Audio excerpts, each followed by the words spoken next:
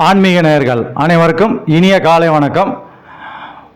மேச ராசியில் பிறந்தவர்களுக்கு, அதாவது பார்த்திங்கன்னா அஸ்வினி, பரணி, கார்த்திகை நட்சத்திரம், இந்த மேஷ ராசி மேஷ லக்னத்தில் பிறந்தவங்களுக்கு பார்த்திங்கனாக்கா ராசி அதிபதி செவ்வாய் பகவான்.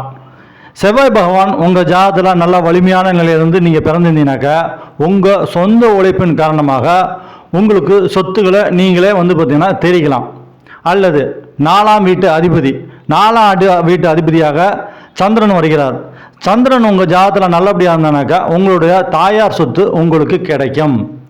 2க்கும் 7க்கு அதிபதியாக வரக்கூடியவர் சுக்கிர பகவான் ஆவார். சுக்கிரன் உங்கள் ஜாதகத்தில் நல்ல வலிமையான நிலைமையில் இருந்தார்னாக்கா உங்களுக்கு வரக்கூடிய வாழ்க்கை துணை மூலமாக உங்களுக்கு ப்ராப்பர்ட்டி சொத்து உங்களுக்கு அமையும். அல்லது 5ஆம் வீட்டு அதிபதி சூரியன் உங்கள் ஜாதகத்தில் நல்ல வலிமையான நிலைமையில் இருந்தார்னாக்கா உங்களுக்கு பூர்வீக சொத்து உங்களுக்கு கிடைக்கும். அல்லது பாக்கியாதிபதி 9ஆம் வீட்டு அதிபதியாக வரக்கூடியவர் குரு பகவான் ஆவார். குரு பகவான் உங்கள் ஜாதகத்தில் நல்ல நிலைமை இருந்தார்னாக்கா உங்கள் அப்பாவுடைய சொத்து உங்களுக்கு கிடைக்கும்.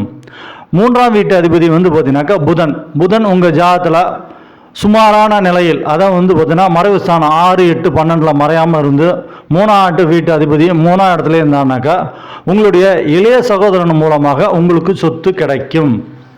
அல்லது 10க்கும் 11க்கும் அதிபதியாக வரக்கூடியவர் சனி பகவான் ஆவார். உங்கள் ஜாதகத்தில் சனி பகவான் நல்ல நிலைமை இருந்தாருனாக்கா உங்களுடைய உழைப்பின் காரணமாக உங்களுக்கு சொத்து சேரும். அடிப்படையில் உங்கள் ஜாதகத்தில் எந்த கிரகம் நல்ல நிலைமையில் இருக்குதோ அந்த கிரகத்துக்கு உண்டான சொத்து உங்களுக்கு கிடைக்கும். நன்றி.